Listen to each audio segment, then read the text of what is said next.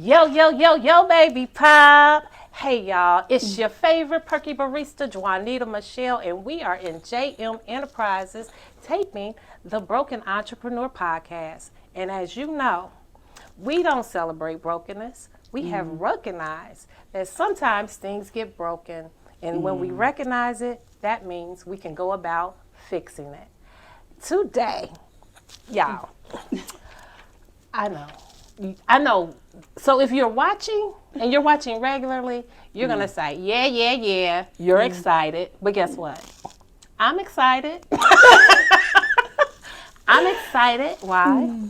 Because I got the wellness lady, Miss Serendipity, Miss Mustard Seed. Like, this woman here, y'all, has a long list of what she does. And she's here today to share with us some of the things that she has done and some of the things that she's got coming up. This is Miss Shondale, honey. She like Beyonce or like Juanita Michelle. We one-namers, okay? So when you say Shondale, people be talking about her, okay? Okay, so. Hi, everyone. Welcome to the podcast, Shondale. Thank you so much for having me, Miss Juanita Michelle. So welcome. So welcome. Tell us what makes you an entrepreneur. Ooh, life. Ooh, it's necessary sometimes, ain't it? I was an entrepreneur at 8. Me too. Wow, listen, look at there. For real. Yeah. Yes. I was an entrepreneur at 8. I had started working on this paper route. Okay. And the gentleman that I had started working with, because I was in a foster home at the time, but, he was just like, well, you can make a few dollars on your own if you want by working on this paper route. And so I did that for about 2 years working with him. And when I turned about 10, 11, he was like, well, how about we just go ahead and start your own paper route? Okay. And so that's really like, he was like, you're responsible for hiring your people. You're responsible for keeping up with your, with your books. And that gave me my first experience of like being able to really see entrepreneurship from like a community's perspective, because the kids that worked with me, they were my neighborhood friends. Like, we played basketball and stuff together, but it was like, because they were my friends, they kind of like would get out of pocket. And so when I'm like you didn't matter. Like, I didn't matter. They're like, you 10, get out of here. But like my brother, I hired my oldest brother to come work with me, and he was busting out windows and my customers and stuff like that, right? With the papers. Yeah. Oh, so boy. Literally, I go to Mr. Roberts like, hey, and I'm all upset because this gets docked out of my pay. So I'm like, I'm all pouting and everything, like, you need to fire him. He was like, oh no, I'm not firing him. You are. And I was like, there is no way I could fire my oldest brother. Ooh. And I did. And my brother went home and told our mother that I fired him. And I was like, so that was like my first experience of being like, okay, relationships don't matter. This is my bottom line. Like, you're costing me $27 for this window or this. So that was like my first experience with hiring and firing somebody. Was my brother. At 10 years old. At 10. Oh, wow. Yeah. That is something. Yeah. But I loved it. I loved running the streets all night. Okay. I love being around. Like, I loved it. I loved being in all the places and the bootleg joints and all of that. Like, look, I love a bootleg joint too. Honey, I was in the bootleg joints. I was in all of them too. Oh my god! Yeah, and I loved it. It's like home. It was like, I'm like, you go in there, you smell the fish fry, you hear the Oh music and the jukebox playing and snapping the fingers. So let me tell everything you was something great. else my mama said. My mama said, ladies, don't go to juke joints. Ladies, don't go to juke joints. I was like, oh yeah. I said, well, my daddy took me to my first juke joint. My daddy had a juke joint. What? Yes. So, and my mother always worked like second shiftish. Yeah. So I would come home from school and I would always be with my dad. So that's where we would end up. Is that the juke joint? Yes, honey. And at the juke joint, I learned that men like to give you money. They like to give you money. Baby, Yes. here's $1. Here's $1. Here, you want girl. $1. Like, yes. It's like, well, Yes. everybody's nice here. I'm always fed. There's a pinball machine. Say a pinball machine. Why am I not liking this? Why am I not allowed here? So when I got older and I started venturing out to places on my own, and she said, well, ladies don't. I said, Mommy, look, Like, we ain't gonna do this. I had a ball. I mean, and that's where I met so many people though that were entrepreneurs. Oh my goodness. She didn't have a, she was like, it's morning and here you Yes, come. yes, and here you come here, Looking, like 4 looking o'clock like in the you morning. did. It wasn't, no, I'm sorry. This is the best part about a bootleg joint is walking in at 3 o'clock in the morning and walking out after the sun Ain't that come up. something? Woo! I'm talking about, honey. You walk yeah. out and it's kind of like, The whoa. like, whoa, I've been here forever. Because that's the way it was. Like when Hank, I'm talking about like when Hank was living. And my mother used to, my mother was a go-go dancer. I love it. My mother was a go-go dancer, and so she would be in all the bootleg joints dancing, and like, I mean, and back then it was just like people were so respectful though. It wasn't like today, like, you know what I mean, you could dance with each other's mates, and everybody would buy each other's drinks, and it was just a great time. I tell people all the time, like, if I could, I would open me up a bootleg joint right now. Because it was just so, it was so much fun. That sounds so much fun. Yeah. Because the food. If it wasn't for the trouble. That part, it's just it wouldn't be the same today. It sounds like so much fun. It would have been an amazing venture for me. I keep saying I want to do one so bad. I can hear my cousin, like, I'm sitting here, I'm at a bootleg joint right now. I done beamed myself back. I can hear my cousin shooting craps upstairs. Because I would know if he was there, because he had this, everybody, they be like, you know who that is? Yeah, I ain't going to say your name, cousin. Yeah, listen. Pastor cousin. I ain't going to say Pastor your name. Listen. I ain't gonna say your name, Pastor Cousin, but you know that sound you making. You probably saying it right now. That's it. Yeah. Listen. That's it. Yeah. But here's the thing, like, watching those, because those are entrepreneurs that we was watching. Yes. Yeah. And no doubt. Yeah. Those were entrepreneurs, and you get that from them. They were handling books, they was handling stock, customer service, all of that. I mean, all of that. And that was one of the things about being in those places at such young ages. Like, I really learned how to talk to people and how to interact with men, women, you know what I mean, older, younger, everybody had, it was just an energy. Like, you just walk in there and it was like you was at home, like, cheers. You know what I mean, you walk in and it was like everybody was so happy to see you. Hey! You know what I mean? And it's like, so I think that just really, I knew very early on that I wanted to be a leader like that. Okay. I loved it. I loved being around people. I loved supervising people. I loved everything about entrepreneurship at like 11, 10. Like, I'm like, okay. Wow. So how did you get the jump from that initial paper route and jump into the Mustard Seed Foundation? How did that happen? So I pretty much, I went into foster care before I turned 1. Okay. And so I went into foster, I was 1 year old when I went into foster care. I came out of foster care right before my 19th birthday.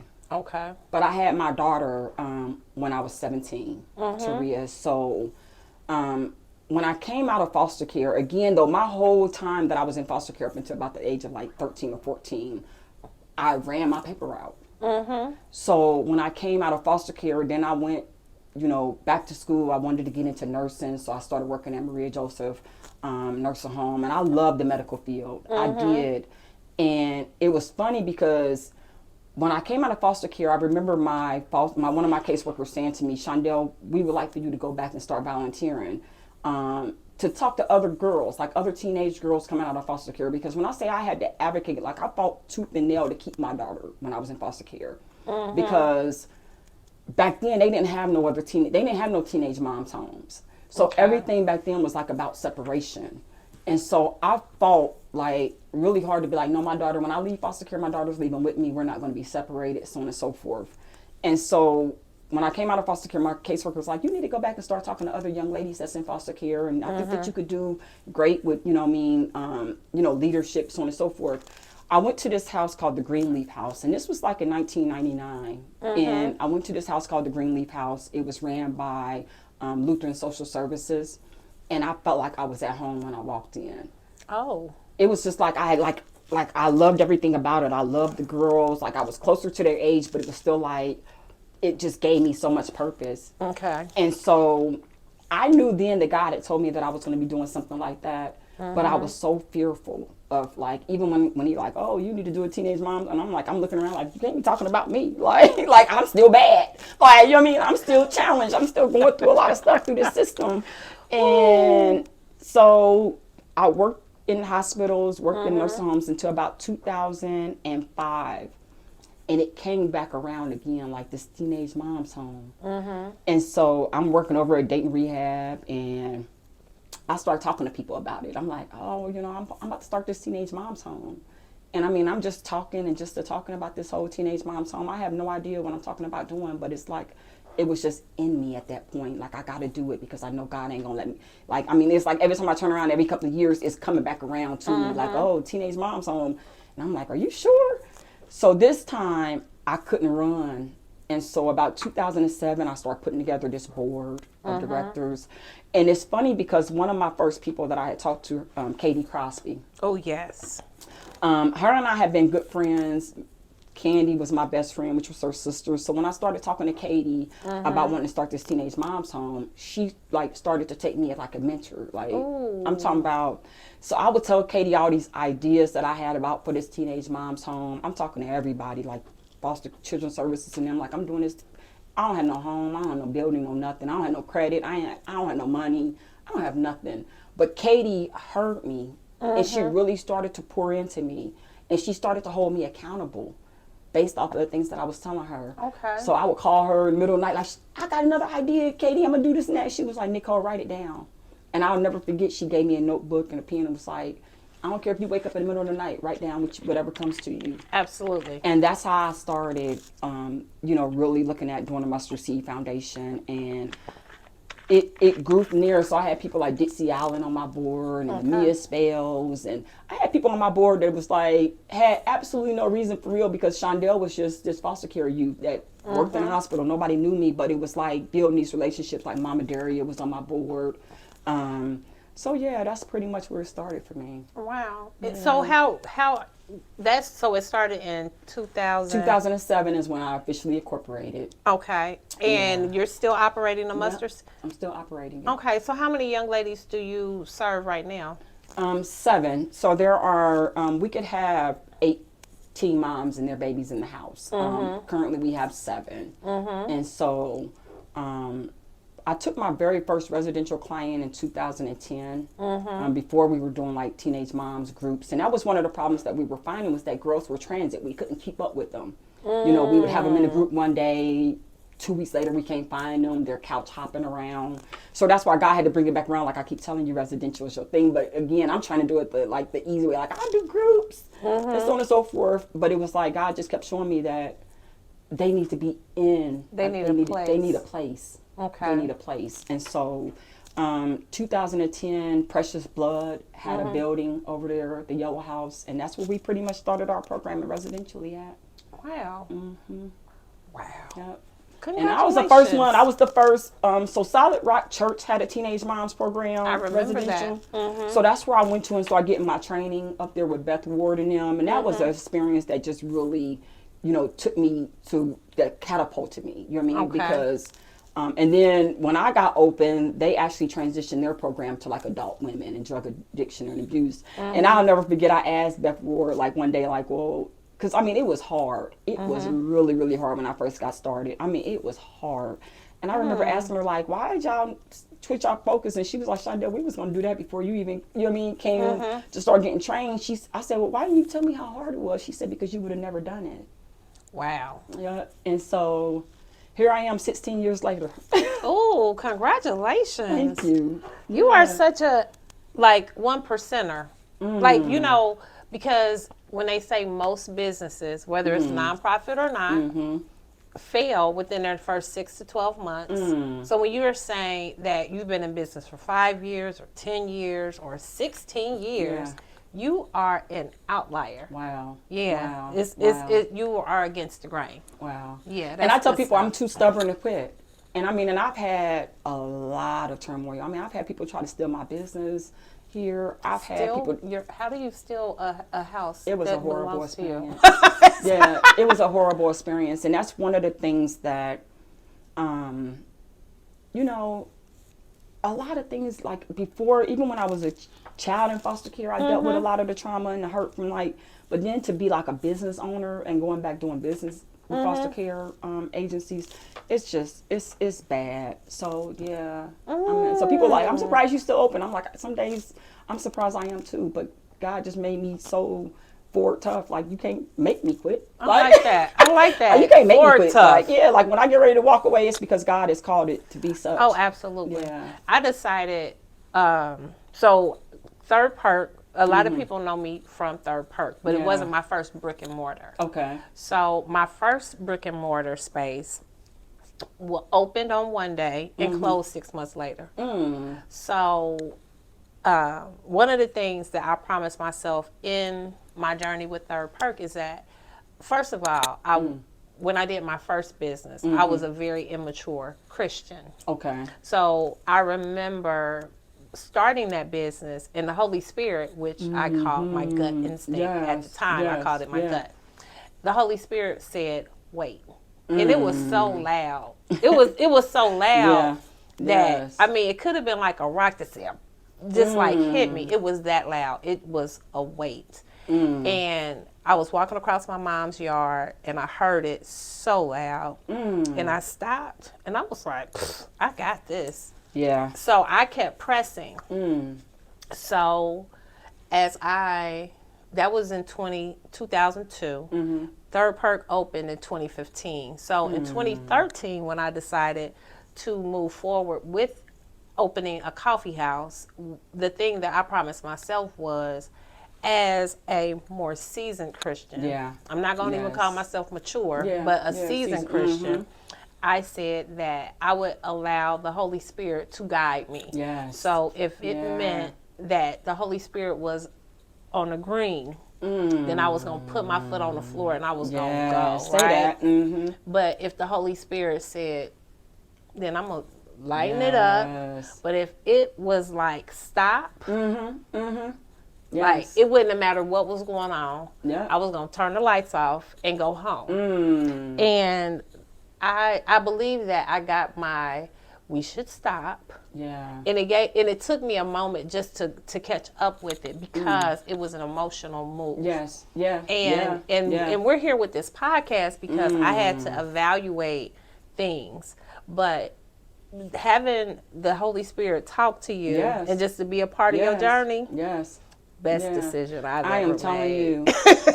I am telling you. And that's one of the things that I had to figure out too, was that the Holy Spirit is my guide, not my heart per se. Because like a lot of times I would try to, you know what I mean, like you said, being younger. Because if you say it's your heart, then it's still your decision. It's still my decision. Whereas I had to be like, okay, the Holy Spirit that dwells in my heart understands the decision that needs to be made to protect my heart. You know what I mean? To protect myself from myself. And sometimes our heart is broken. And it is just because your heart is broken. It's not, I'm not going to blame it. It's not so much the fault of, because things happen to us, both good and bad. But you know, I'm thankful for those things that we are warned off of. I'm thankful for those things. But I am curious how we went from the Mustard Seed Foundation to you becoming the Weed Lady. Now, how was she growing mustard seeds, giving people faith? And then all of a sudden, she growing other seeds. Listen here. Literally. Like, who does that, y'all? I know, right? I'm going to tell you something. God has a sense of humor. He really does. Because that's one of the things that I've found. Even when I started the mustard seed, I remember one day I'm in the house, and this is one of my most difficult clients that I've probably ever had. And I remember I'm so frustrated, like, why can't I get through to her? And the one thing that God brought back to me was that every single girl walks through this building, he had to remind me of this. There's not one thing that they've gone through that you didn't have to go through. From homelessness to molestation to separation from parents to being a teenage mom to drug addiction, drug abuse. Like every single thing when they walk through this building, you had to live it. And so when he brought that to me, it really stuck because it's every single thing that he's ever given me to do. It's I've had to live through it. Okay. So when I started Serendipity Community Care, or when I became the weed lady, I had started having problems when I was working on the floor. So I was working at the hospital. I was working on the ventilator unit, and I started to get sick. This was probably like 2009, 2010. Okay. And at the time, because I had asthma as a kid growing up, and I hadn't had no asthma attacks or anything like that, but when I started having respiratory issues, my doctor was like, oh, the asthma has come back, and those are some of the problems that we're seeing. I started catching what they call ventilator pneumonia. I mean, I'm going from being in a hospital bed to getting discharged to going back on the floor and working. I mean, it was like a rotation.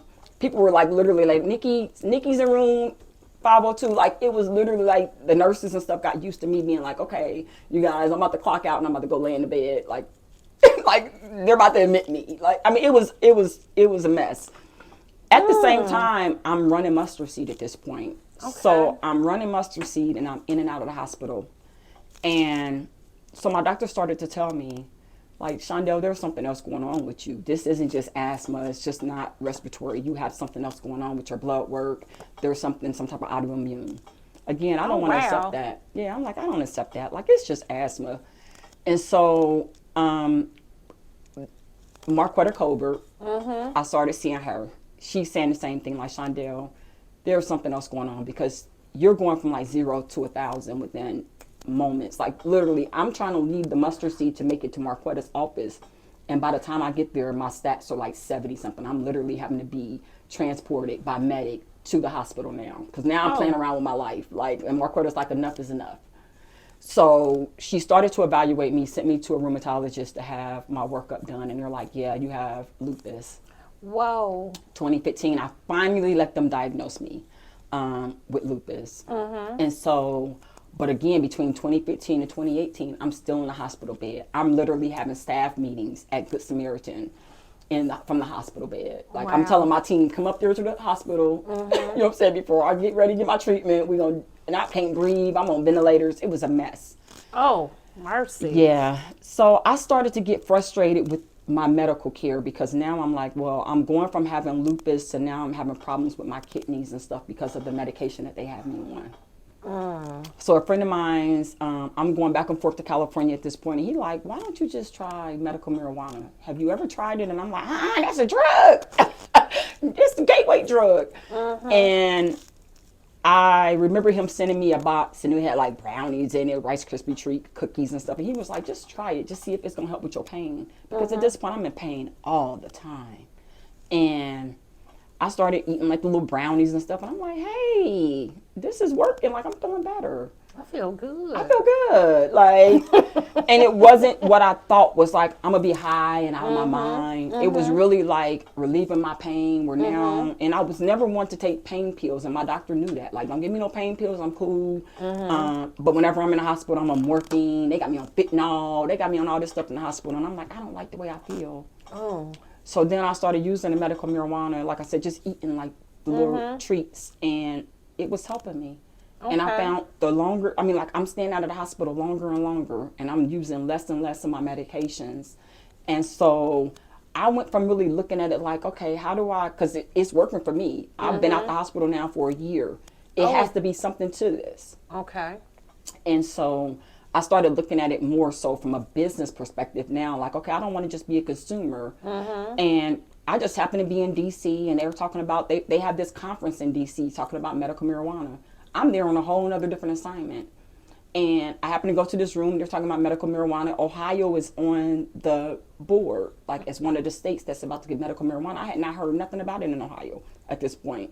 Oh, wow. They have all these states that are about to be legal for medical marijuana, and Ohio's on there. So I tried to go into this, and they're like, it's sold out. And I'm like, or like it was already booked up and I couldn't come in. Right.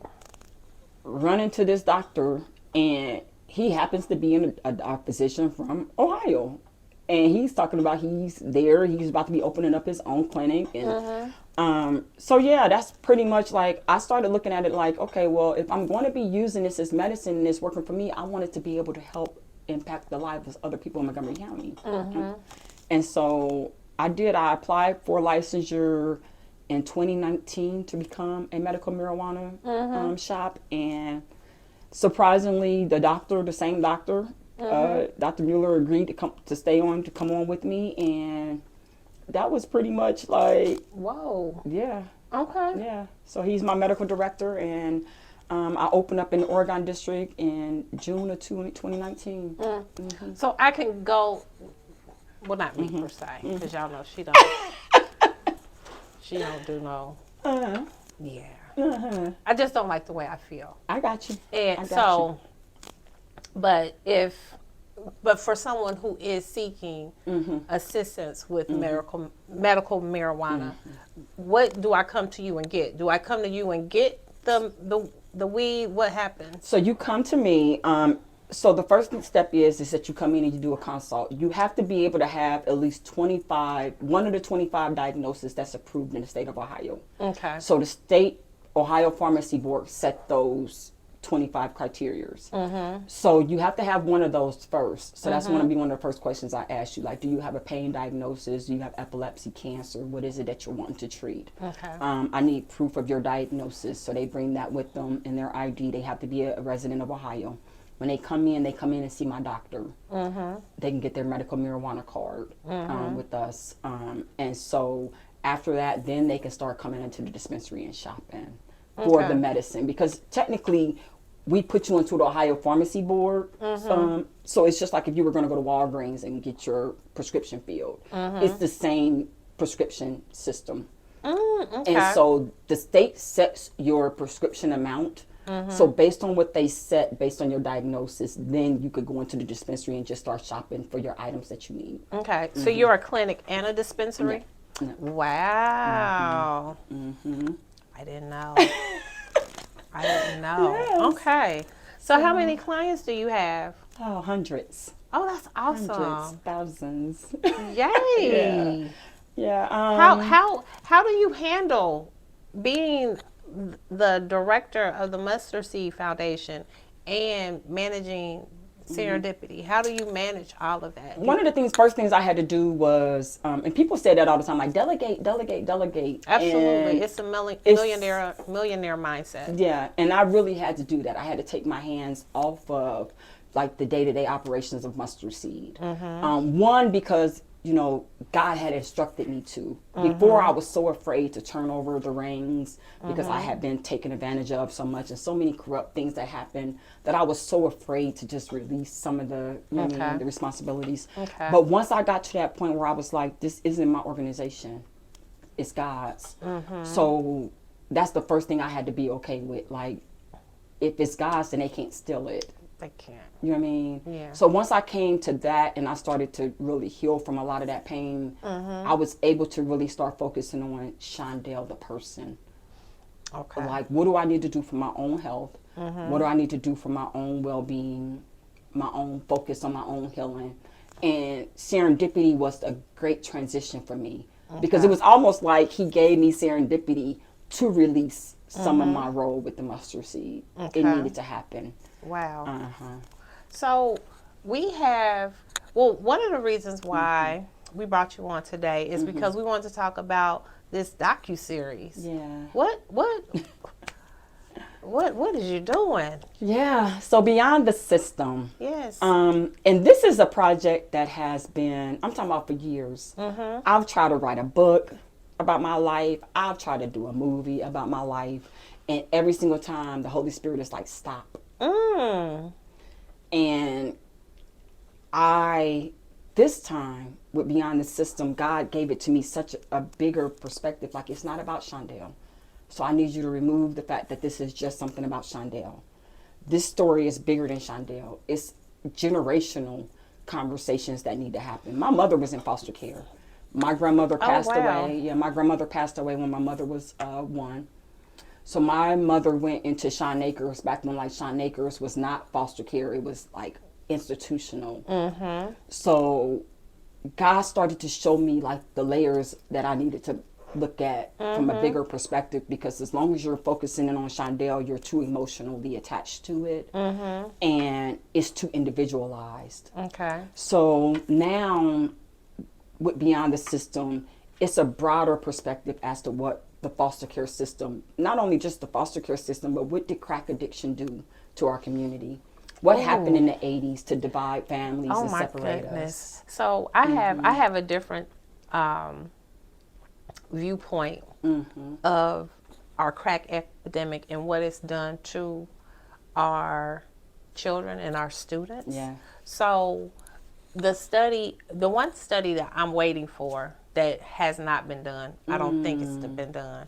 So at one time, early 90s, you would hear people talking about like the babies that were being born, the crack babies that were being born, and how they were, the different things that was going on with their bodies. So those babies grew up, and we had a shift in the classroom where, you know, students we talk about ADHD and we talk about all these other things, and, you know, students who aren't concentrating, students who can't sit still, students who, like, it's almost like, I had one student, I just felt like he, you know, he just could not keep still. He was I love this kid. Like, I really love this kid because I felt like inside, he was such a great person, such a great kid.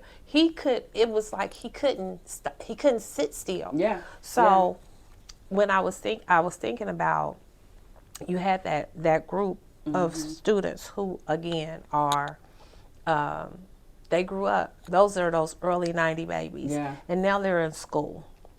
But now those kids, that was in 2004, right? So those kids right now have teenagers. Yeah. So that group of students, the crack babies, that original group, are parents or grandparents. Yeah. And we're not doing a study on what that looks like longitudinally about how is that affecting our kids. That long effect. Yeah. You know what I'm saying? And I remember sitting in a courtroom, and this is the first time, I was probably about 9, and me and my little sister were sitting in the courtroom, and I remember they're waiting for my mother to show up to this court hearing. And I remember the judge asking, like, did we have anything that we wanted to say? And at this point, my little sister was probably like 6, I'm 9. My caseworker looks over and tells, like, and she kind of whispers this to another one of the ladies sitting there, like, well, you know, she can't talk because she's a crack baby. And I remember looking at her and was like, I'm a crack baby? And that's the first time I had ever heard that said. Someone said that to you? Literally. She's not, and wait a minute, I'm sitting here like, yes. She literally said that in this courtroom, and I was like, and I remember that stuck with me, because I had become mute, but it wasn't because I was a crack baby, because I was very, very active as a youth. Like, I played basketball, like I'm outside, I'm playing every day. I didn't start to become this mute young lady or like quiet or toned down until after I had went through this rape situation. So literally, like, y'all didn't pay attention to the fact that, like, this that young lady person, that you were traumatized. That I was traumatized. And so I think about that, like you said, like how we got to the point now when we're looking at, and I was like, hold on. So it took me being a little older. I was like, I ain't no crack baby. Like, really, you wasn't. Right. Like, because it wasn't even a thing. Yeah, I'm like, I was born in 77. Hold on, I'm in there doing the math. Like, wait a minute, I was born in 77 crack. Yeah, like, that didn't even affect you. But that was one of the things that how silly. Yeah, it really impacted, because and what I a was stigma mute to put on a kid. Yeah. And I remember hearing it quite often after that, like in like caseworker meetings and stuff like that. And I'm just like, wow, like, I'm a crack baby. I never knew that about myself. You know what I mean? Yeah. Girl, you have, wait a minute, I'm sitting here like, oh my goodness, they should have lost a job. Listen. So that's another layer that, so when we're dealing with our children, because they're children. Yeah. And they're the innocents. And they deal with adults who can't function for whatever reason. Yeah. So you have the children who are dealing with the adults who can't function, and then you have the adults who are supposed to be the caregivers and the protectors protecting you from the adults who can't function. Yes. However, it's like the stigma that they put on our kids is crazy.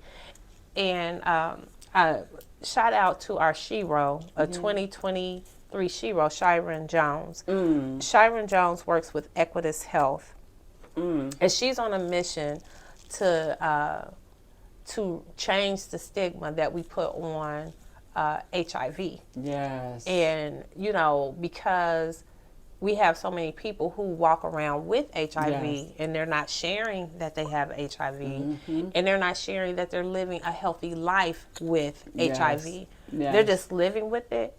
So we, you know, I remember as a young person, when you talked about AIDS or Yes. HIV, Yeah. you was like, woo, Yeah, almost you get like, me, like, ooh, like, I don't yes. want to be on the same floor. Yes. And I've had people who I love who have lived and have died deal with complications of HIV. So I am one of those people who want to reduce that stigma, but not just with HIV, but just there's so many things that we put labels and stamps on people. Yeah. And it's Yes. like not recognizing that lasting effect that it has on you, because I done called you a name that really don't even belong to you. And I remember that's one of the things. That's the biggest thing. It's like, first of all, this whole little thing, this is new. Yeah. Yeah. And it's crazy how you act out that label. You know what I mean? So I remember that's one of the things, like when my daughter was little, she was like in the 4th grade, and I'll never forget that this teacher told my youngest daughter, like, well, you know, she has ADHD, like we need her to take her to the doctor. And I'm like, she has ADHD? Like, are you sure? She's like, yeah, she can't be still, and she's, you know what I mean, she's hyperactive in the classroom, and I'm like, oh, okay, well, let's see. I showed up to that school every day and sat in that classroom like, I want to see ADHD show up, because now you got my daughter coming home talking about what she can't do. Mom, I can't sit still longer than 15 minutes. I'm like, so you timed yourself? I'm like, so did the teacher give you a stop clock or something and you waited until it was 15 minutes and you jumped? Like, tell me how you got to that understanding that it was 15 minutes. So what you're doing is you're coaching my daughter at this point to act out this diagnosis that doesn't apply to her. Oh, wow. So I'm sitting in the classroom, and even the teachers, oh, you're back again today? Yes, I want to wait and see if ADHD show up, because it doesn't at home. Oh, my goodness. And it's just happening not to show up when I'm in the classroom. I'm sitting in this classroom all day, and it was funny because my daughter, she keep looking back at me like that's to see when I'm going to leave. I will leave when ADHD show up. Like, and no, you don't have it, and we're not going to be using we're not using that language. We're not using those labels. And again, if I've seen that you had it as a parent, I would want to address it, because I want to make sure that you're getting whatever care you need. Absolutely. However, for you to just not be able to sit still in class doesn't give you a right to be able to use this label to be able to justify your misbehavior. But the other part of it is, so as a classroom teacher, there are some things that I recognize. You see certain behaviors, and you start saying, okay, that looks like this, but it's not a conversation that you have with a student or with a parent. You know, there's a whole referral. There's a whole pipeline that you are supposed to use, because honestly, Juanita Michelle is not qualified to be labeling and stapling and giving you a diagnosis. That's not even my pay grade. So why? And I think about how many teachers do this though in everyday classrooms, and it really saddens me, because even when I was working at one of the schools in the middle school, and I would listen to the teachers just talk about this one particular student, I'm like, okay, well, like, she can hear you. You know what I mean? And then it's like you said though, like adults that have not learned to self-manage themselves, or they don't, and it's like, and you're treating children as if they're not people. And that's one of the biggest mistakes that adults do.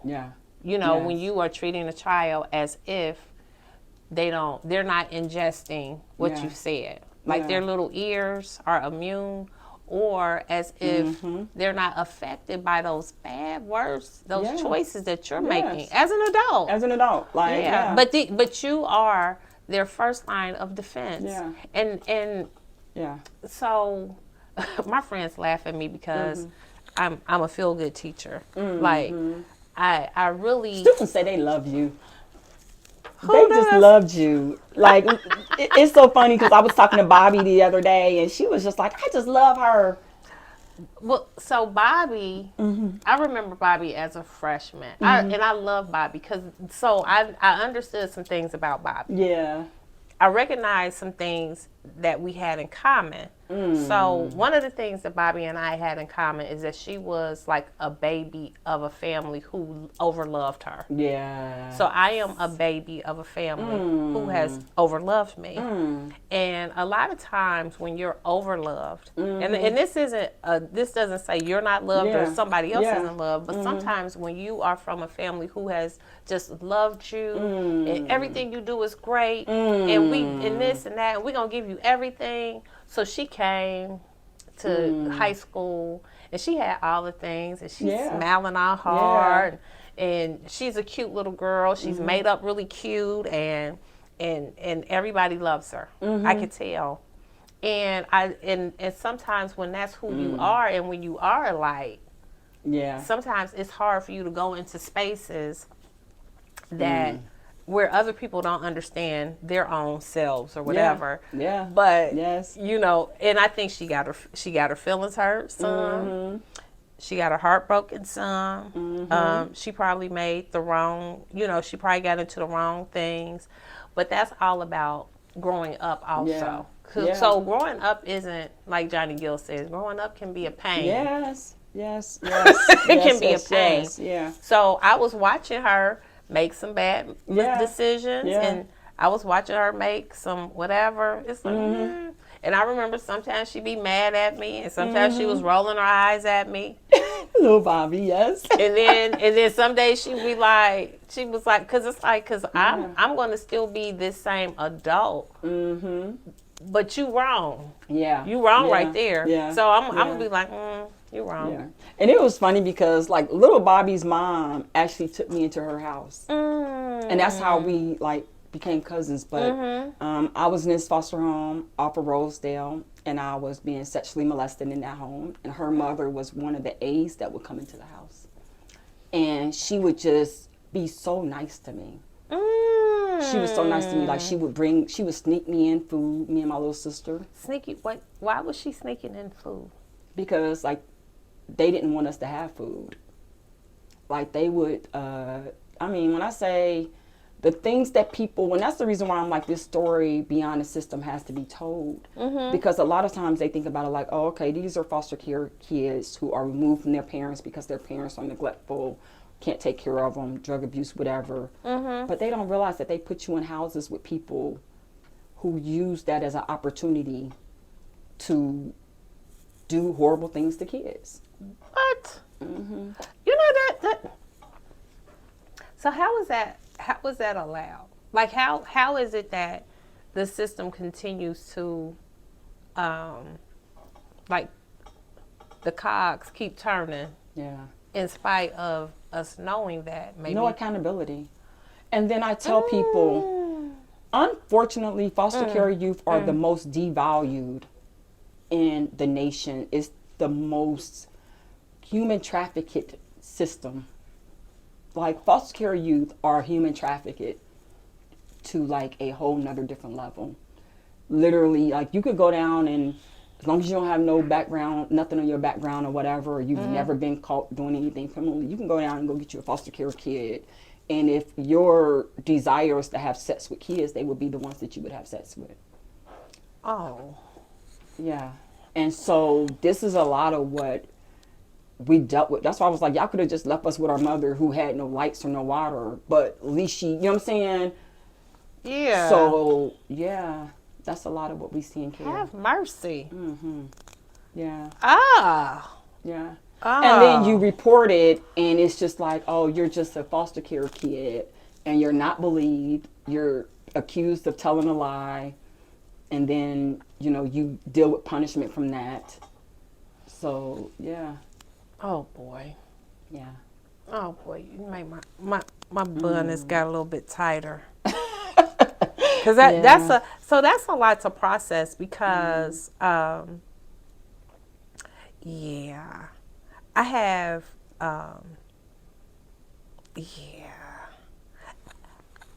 my daughter. I like to think that my daughter grew up and she wasn't touched and she wasn't mistreated and she wasn't handled. I like to think that. Right.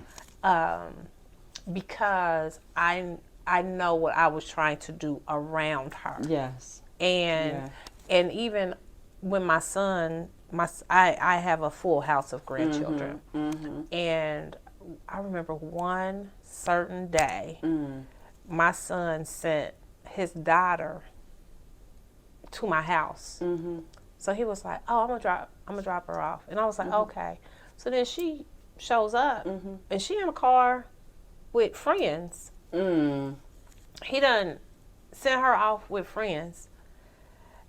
Girl, when I say I cussed him out, so bad. Yes. Because my thing is, it's like, okay, you know, you only get one hurt or one break.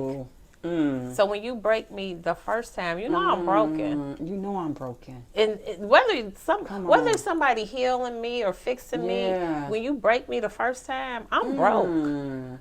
So it only takes that one time, and that one time could be somebody sliding their fingers in her pants or whatever, touching her, sitting on my lap, and whatever. Ugh, people are nasty. Ugh, and that's why I told people, and I was a kid that loved church. You could not keep me from going to church. You could not. I wouldn't care what foster home I was in, even living with my mother, because my mother would get clean and then relapse again after like 3 months and get her kids back and get clean and get her. You know what I mean? So there was like a lot of time when we were transitioning. So that's the reason why I was in 21 different foster homes. Okay. Was because there was this constant transition between my mother and I. Because she was trying. She was trying. Yeah, you know she was trying. And that's the thing. That's the reason why I tell people, it. like, even my brothers and my siblings, and I'm like, how could you be mad at a mother who never stopped trying? She was trying. Like, and she was the type that even when she would relapse, she would call our caseworker like, "Miss Lee, come and get my kids. Like, I'm not doing okay. Come and get my kids." And I would hear my mother crying and praying. And so I remember that version of my mother, when my mother was always so sweet. She wasn't abusive like that. You know what I mean? She just was on crack. She's on drugs. And here's the funny thing, it's not funny, but the thing about the whole crack culture is that we were, and when I say we, I'm not talking about me, but I'm just saying what people were doing socially. People were smoking weed socially. You would go over people's house, they had those little boxes on the table, and they handing out joints. It was just smoking joints, and they kicking it, and they having fun, and they playing cards or listening to albums or whatever they were doing in these homes. And then they had weed, and then they started snorting cocaine. But everybody was having fun. It was social, right? Yes. So why would you ever think that this new thing that they introduced was going to make you start selling your body and compromising your household and not doing what's right for your children? Because we just been having fun, right? We just been having fun.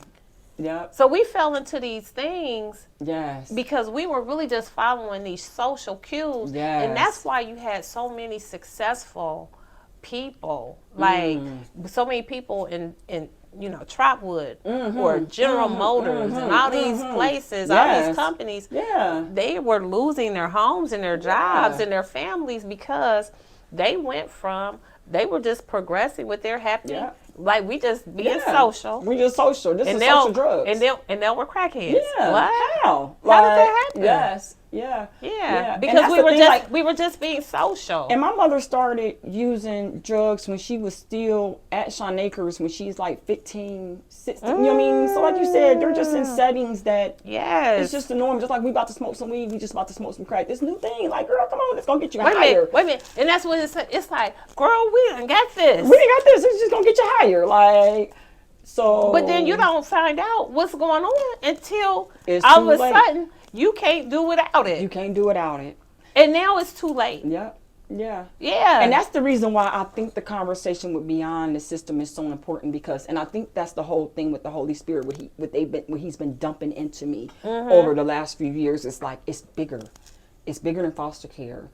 These are human beings that literally were just out socially having a good time, and one day they just looked up and all of a sudden you see this mayhem in our communities. You know, people not coming home.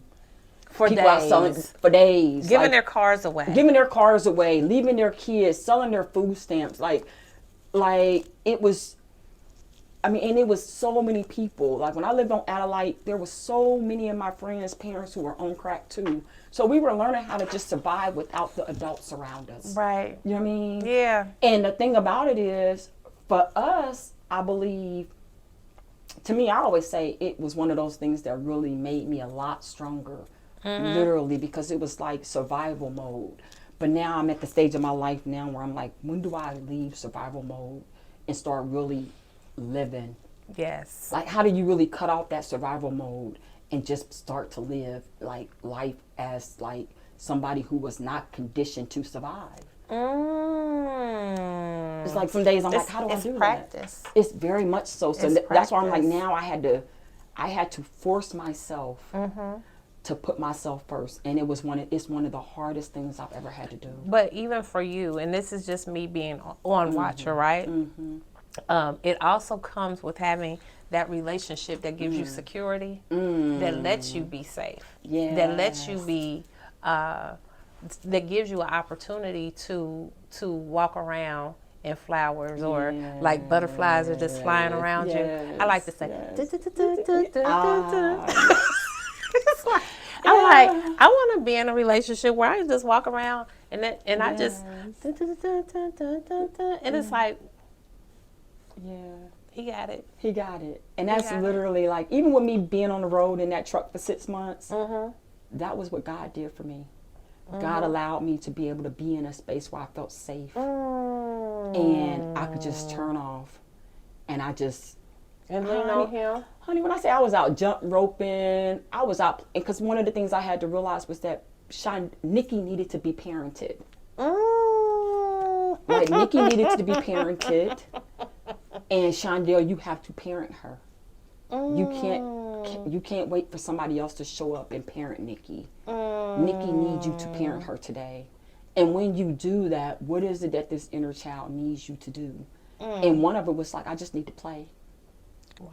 I just need to know what it's like to be like little Nikki and just play. So if I want to go outside and jump rope, I'm not worried about like my little sister needs something to eat, so I got to go. Like my paper route, I would have to be there at 12 o'clock in the morning to stuff my papers. I would run my paper route all night. We get done about 5 o'clock in the morning, 6 o'clock in the morning, and then I had to go home. Get That's my little a lot sister for dressed, a kid. and we had to be at Walgaman.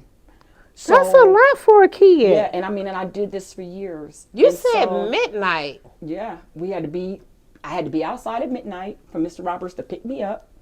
And because he lived like 2 doors down from us, so I had to be outside at midnight.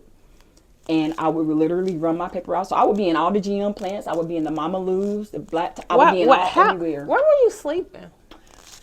We were kind of like couch hopping a lot because, again, my mother was on drugs. So at this point, my oldest sister was in a different foster home. My older brothers were in a different foster home. My one brother wasn't allowed to be around me at all because he had been trafficking me out. So there was a big separation between like my older siblings, and then just me and my little sister were together. And so, you know, there were people in the neighborhood. I tell people like the neighborhood really did like raise me and my little sister, or like gave us some sense of security at times. Okay. You know what I mean? But yeah, so I would get home at like 6 o'clock in the morning, and I mean, it was like I was a whole adult. So at this phase of my life now, third shift job. Yeah. Whoa. So now I just play. If I want to play, if I want to go outside and hula hoop, that's what I do. Oh You know my what I mean? goodness. Good for you. Yeah. My whole life is built on having fun. And sometimes I'm really proud of it, and sometimes it's like, bitch, Quit playing. And so that's the reason why now I'm dealing with this whole thing where I have to cut off this guilt in my head of like, Shondale, you playing too much, or Shondale, you ain't got nothing done today, and I have to bring myself back. Like, that's okay. That's what little Nikki needed today. It is okay, and that's what she needed today. Yeah. So for myself, so I talked about, this was a year ago, literally a year ago, I talked about my 18-month journey in becoming a better entrepreneur and creating systems and creating a business that was going to be sustainable and leave a legacy. I talked about all of these things, and I feel like my life is so different today than what it was when I started my podcast. Wow. Okay. And some of those things are not having, like currently, are you in a brick and mortar space? I am not in a brick and mortar space, and I'm okay with it. Yeah. I feel good about it, right? However, you know, now we're going into a space that we own. Yeah. It's like, well, this is my building. Yes. So we'll be operating 2 businesses under one roof. Okay. Okay. And then just being a better entrepreneur. Like, and when I say being a better entrepreneur, you know, I often told people, you know, I sell coffee. Yeah. So when they were saying, oh man, you're doing this, this, and that, it's like, yeah, that's true.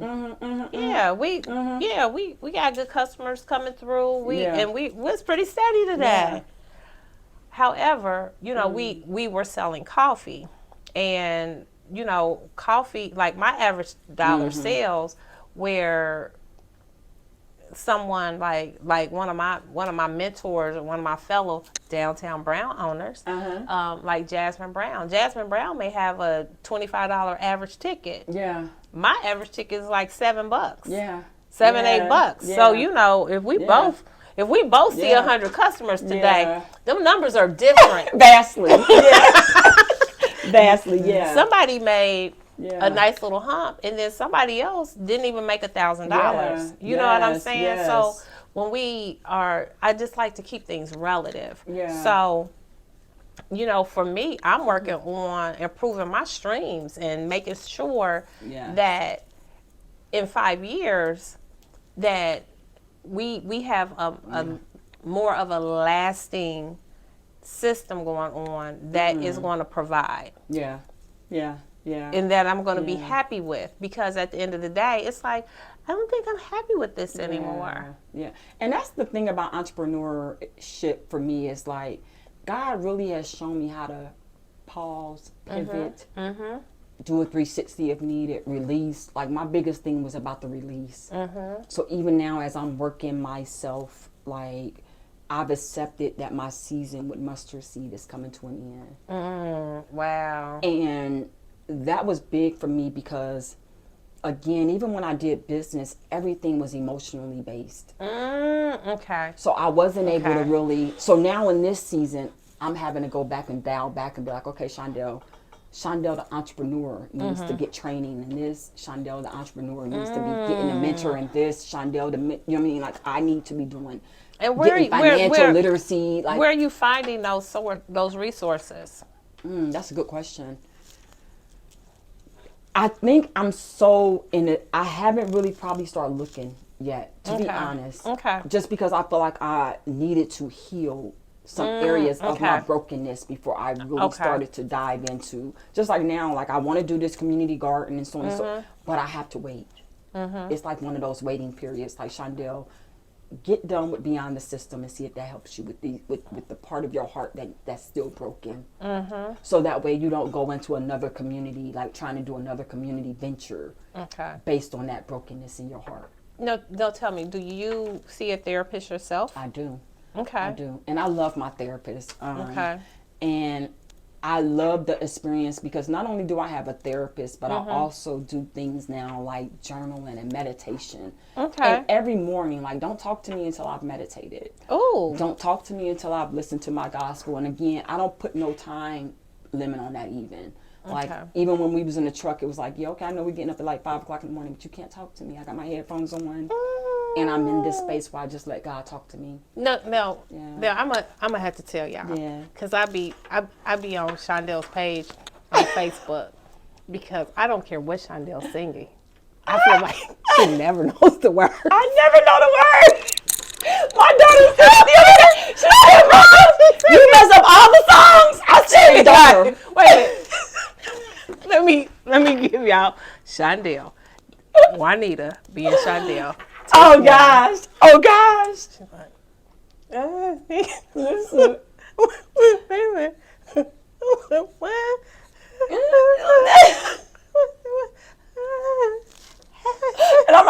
one word out of the whole song. Oh yeah, thank you, Jesus. Blah blah blah. My daughter be like, Mom. And it's like, wait a minute. So I Listen. would listen to the video, then I play it again, cause I was like, wait a minute, she going. Listen. Don't know none of the words. But she got the moves. Listen. Got the moves down. My daughter be like, Mom, stop. Thank you, Jesus. Yes, yes, yes.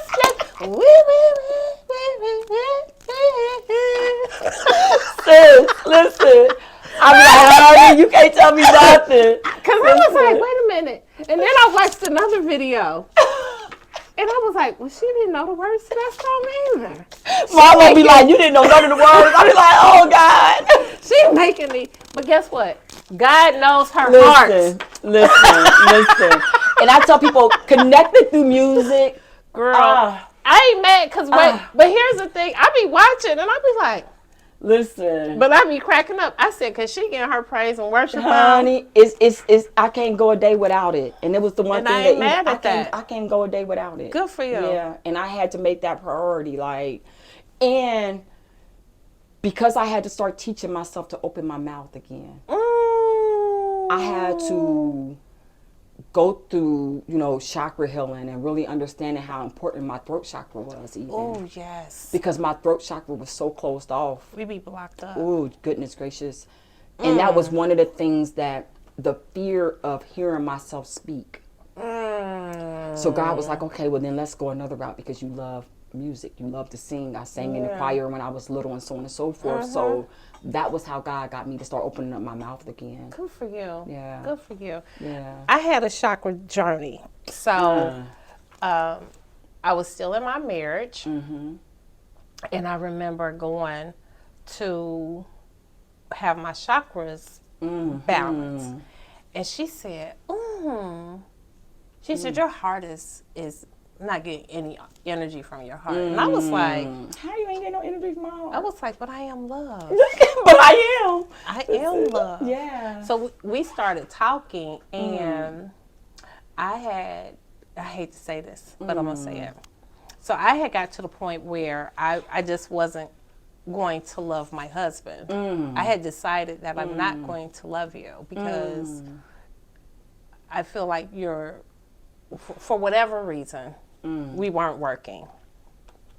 And I had to get out of the relationship, and I had to get out the relationship, so I had to stop loving you. So I just couldn't just shower you with love. Yeah. But the heart doesn't know that we're not turning it off for everybody else. Wow.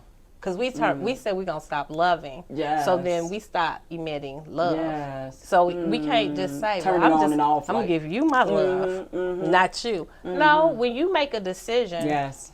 Yeah. So I had to start working. I had to work backwards because the one thing I recognized was I love him. I love him today. Yeah. And I want the best for him always. Always. Shout out to you, babe. So I always want the best for him. Yeah. However, I just didn't want to be his wife. Yeah. And I recognized that I could do all of it. I could be a person who was going to love hard because I wanted to love hard and I want to love like nobody ever hurt me. Yeah. That's how I want to love. Say that. I want to love like I ain't never been broken. I ain't never been broken. Yes. You get to get this hurt. Yes. So because I wanted to have that type of life and those type of experiences, I had to reteach myself how to just be open to love. So that's how sometimes I just be like, I'm a love bum. Yes. You ain't gonna love harder than me. Yes. Like, cause I'm a love. But and that's why I had to recognize that even coming outside of this marriage, I still love this man. Yeah, I do. And I don't want to make myself not love you. Because we didn't have we weren't, we weren't crashing. Yeah. We weren't working. We weren't working. And here's the thing, I don't want to be in a relationship where someone's not loving me fully. Yes. And I didn't think he deserved to be in a relationship These gray dreads is going everywhere. I didn't feel like he exactly deserved to be in a relationship where he wasn't getting what he needed. We both deserve better. Yes. And if I never ever have a husband again, I never want to live that way. Yeah, yeah. And that's so funny because when she came over to align my chakras or do my chakra alignment, all of my chakras was closed and my heart was overactive. Shut up. Yep. She was like, your heart is too open. And I knew that about myself. But my mother is love.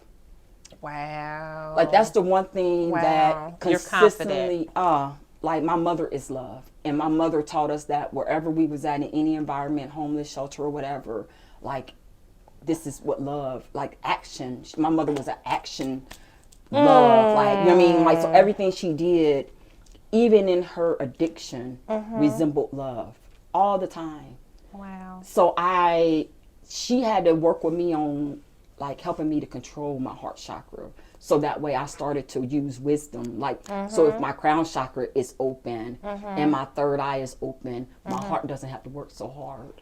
Yeah. Because my heart wants to be loved. Your heart was doing all the work for everything. My heart was doing all the work. Oh, mercy. And there wasn't much wisdom or third eye energy, or even my root chakra was closed off. It was not, I didn't have a good foundation or stability. So I was always searching for that through love. Like, if you show me you love me, then that means that you're giving me stability, and it didn't mean that. Oh, you were so off balance. Yeah. Oh, yeah, so off mercy. balance. And the thing about it was, once she did that, I was like, okay, I'm okay. It was like, you know what I mean? Like, now I can, so now every day, that's really what the singing and the dancing and the praising represents, is because it fires off all of my chakras. You know what I mean? And I don't have to, and it's fun for me to keep my own chakras balanced out. Good for you. You know what I mean? Yeah. So yeah. Congratulations for even understanding how to. Yeah, and I thank God every day for like that wisdom. You know what I mean? Because before it was like, okay, even, you know what I mean? And I was religious. Yeah. I didn't know nothing about spirituality. It was like religious. Because they're two different things. Very vastly different. And Yes. it was like, okay, why do I keep coming into this building and I don't feel anything? Like, because it wasn't there. Yeah, or like I'm coming to the building and it was like, okay, we can sing. Great. I'm just gonna keep on doing it. Like, you know what I mean? And it was like, no, I was searching for something deeper. Like, I want to be all right with God. Like, I really want to be totally used. different. It's so different now. And it's Yeah. like hearing his voice and listening for his direction. It's like everything matters to me now. Like, everything matters. Everybody Congratulations. That's good for you. Yeah, That's thank good you. for you. Thank Now, you. tell it, when are we going to see this docuseries? What's going on, and like, when is it going to happen? Where is it going to be? So, one of the things I am working with Mr. Stephen Muhammad. Okay, shout out to Brother yes, Steve. Stephen Muhammad.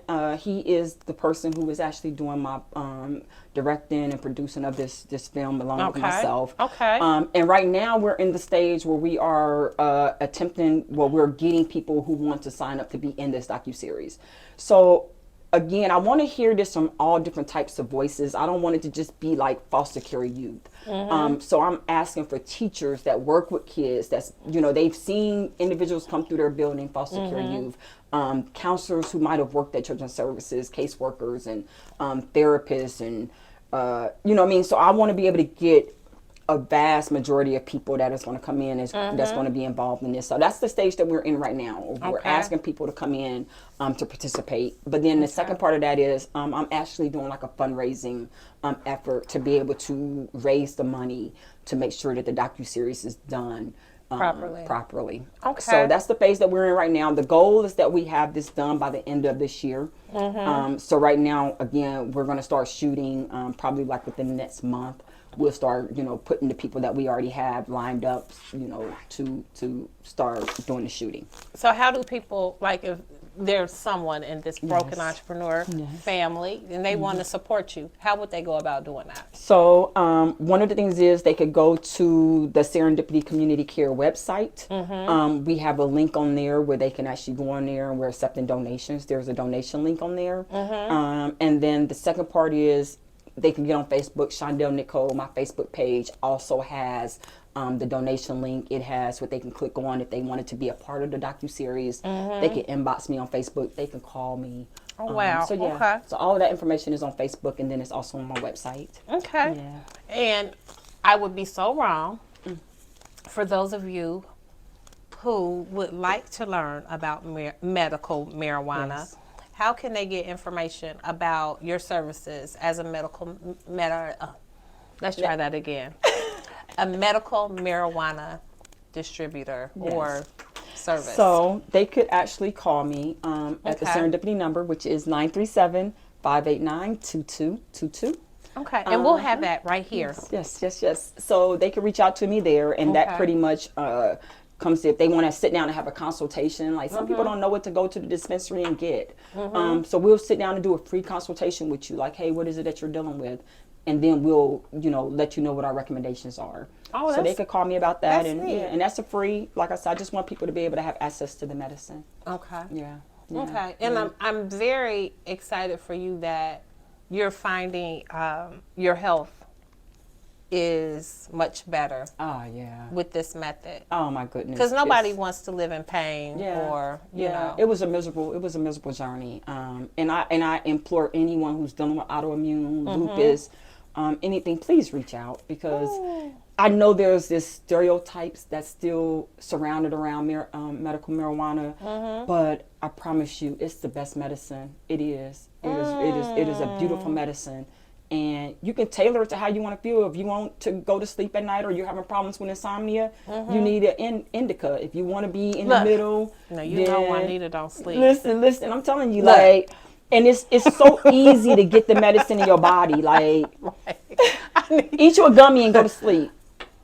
Like, eat you a gummy and go to sleep. You wake up in the morning, you're so refreshed. So nice. I'm Yeah. sitting here like, oh, that sounds so nice.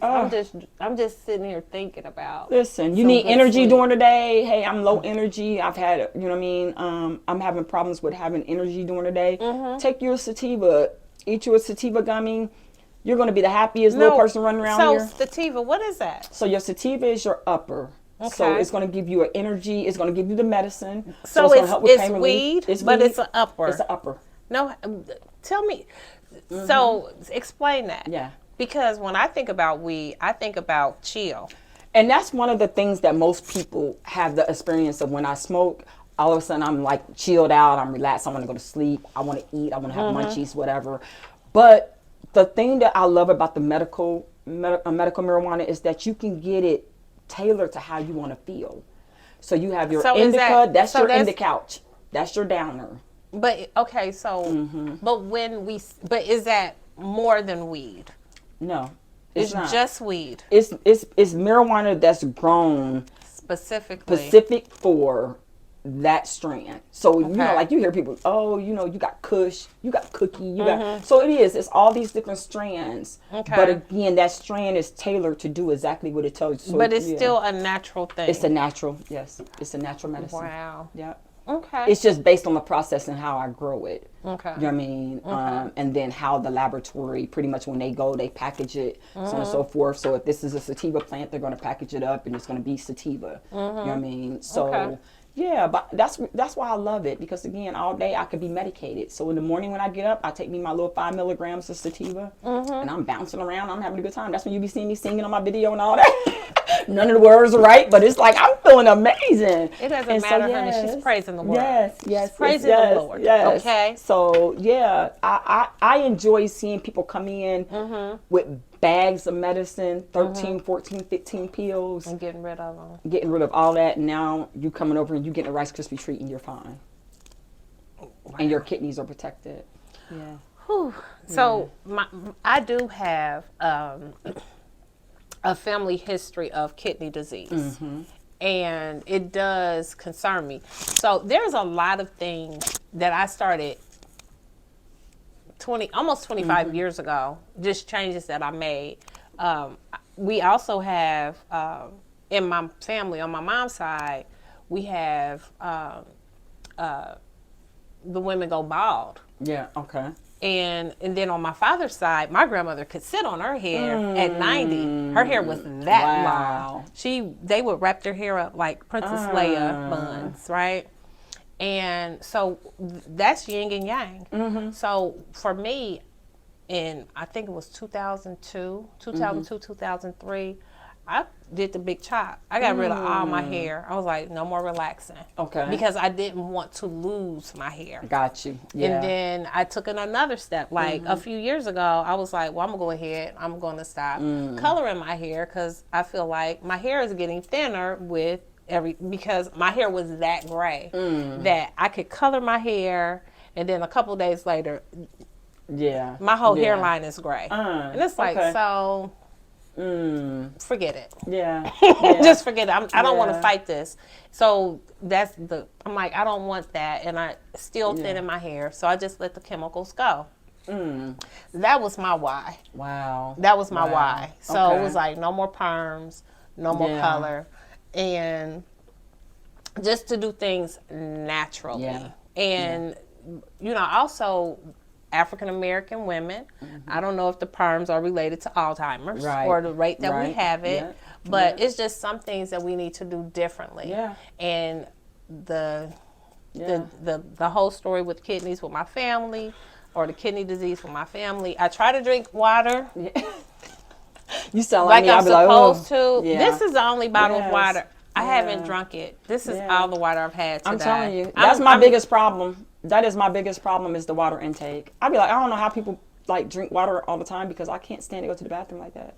So here, the funny part about it is, I get into periods where I kind of get myself into these regimens and my body is trained, and then I go. Yep. So usually I teach my classes back to back to back. So then I super hydrate after my classes are over. Yeah. And then I don't have to worry about having to go in the middle of class.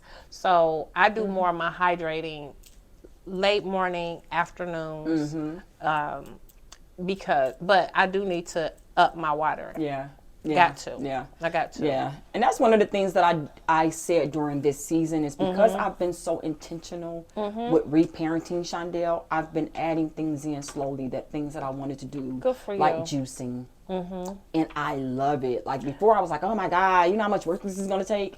It's not the work. I just don't get it. Just eat your fruit. Look, just eat your fruit. It's like, I'm talking about why can't y'all just eat the fruit? And it's so funny, because even one of my young ladies that I work with, she was saying the same thing. Like, well, it's the most healthiest and she was like, but you got to drink your juice like within the day, because a lot of people say that like you can juice and then save it, like put it in the refrigerator, and that's what I was about to try to do. And she was like, no, if you juice, only try to keep it for like 2 days, because essentially the longer it sets, the more the nutrients are out of it. Shut up. Because and that's one of the things that she had to explain to me, and I really love Bumby for this, because she was like, well, think about it, like your fruit is at its freshest when the skin is on it.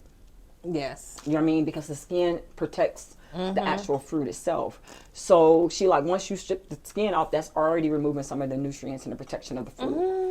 So that's one of the things, like now, so when I juice all of my fruits and my veggies, of course, with the skin on it. You know what I mean? But then I also try to make sure that I consume it within 2 days of juicing it. So I have one other thing I want to add to that. I now use a digestive enzyme. So digestive enzymes, shout out to Chanel Wilson at she introduced that to me, and it helps to, number one, break down your food, but it helps the body to ingest the nutrients. Wow, okay. So a lot of the issues is that our foods are lacking such nutrients. Yes. So that digestive enzyme helps you to pull out what is there. Okay. And I'll share Chanel's information. Well, thank you. But she is, and I had a vitamin D deficiency, and for 12 weeks I was on a vitamin D supplement. I was using the digestive enzyme, and now my vitamin D went like, wow, it's way high. Can you tell the difference in your body? Because what is it like? Energy? What was it that you would say? So I'm not gonna say per se that I felt like I was lacking something, with my blood work for my annual visit. Right. Because we should be taking Yes. annual visits. Yes, we should. You should know your numbers. Yes. You should always get some blood work done. Yes. Don't let it be the surprise. Yeah. Okay? Yeah. But my annual visit showed that my vitamin D was really low. Okay. Okay. And 12 weeks later, it's like, it has really I need to look at that then. Yeah. And I think because I added sea moss, so I take a couple of tablespoons, and again, that's one of Bumby's products. Is that she does that East African sea moss. Okay. So I take that every day now, and then I just added lion's mane. Now, what's lion's mane? It's pretty much a mushroom. Okay. It's just it's like a version of a mushroom. And so, and I actually put up a question on Facebook about a week ago because after I had this seizure, I started noticing I was having brain fogs. I literally died in 2022. I was transported to the hospital. They had to revive me twice. And I didn't even feel, it was just a mess. It was a mess. Okay. So anyway, I've been having this brain fog thing going on. And so people were putting on my posts like, use lion mane. And so I got it, and I just now started using it a few days ago. So I'll be able to give an update to see like how that helps. We're going to want to hear that too. Yeah. Yeah. Because I am not into, I don't want to be medicated. Yeah. And I am trying to be more diligent with my supplements. So I'm doing the vitamin D. I'm doing a calcium and magnesium. I'm doing a vitamin B complex. Okay. So, and that's pretty much it. I do one, like a brain pill, I'm going to call it. But memory. Yeah. Add THC, nice medical marijuana to it, and be able to, you know what I mean? I love it. And again, my whole life has changed. Okay. My life has changed. Yeah. Maybe I'll try it. Come and see the wellness lady. I really could go for some sleep. Yes. Then, I'm going to make sure because I'll be up at 3 o'clock. See. And some of y'all know because you be like, stop texting me at 3. I'm like, but I was taking care of business. Look, listen. And I'm a night owl. So that's the reason why, like, I'm a night owl. Like, and again, that has not changed since I was a kid. Like, I'm a night owl. I love being up at night. My brain is working at night. But there are some days where I'm like, okay, I'm having a lot of pain. I just want to go to sleep. Yes. So I just take me an indica and I just go off to sleep. Oh. Yeah. Shondale, thank you for hanging out with me. Oh, it's been an honor and privilege. No, people just don't understand how much I learn from your experiences and what you do, and some like the challenges that you see, that you get over, you get through, and the mountains that move. Because you come in the mountain move. Yeah, the mountain moves. Yeah. So congratulations on what you've done. And we look forward to hearing and viewing Beyond the System. Yes, y'all help the wellness lady. Support the Beyond the System because it's so important. It's not just my story. It's so many others that need to have a voice and a platform. You're right. Yeah. I appreciate you having me. Some of us don't know how to speak up for ourselves. And that's the thing about becoming free. Like becoming free, lead others people to freedom. And that's what I would like to do, is be able to have this, in Montgomery County. Yes. I just want to build this village of free, healed people. Because when we loving people, honey, love don't hurt. Yes, okay? Say that. Yes. But hurt people do. So, y'all, this is Juanita Michelle, and I have enjoyed this time with Miss Shondale. And you guys know I'll be back. I will be back. Guess what? We are closing this season. It's closing.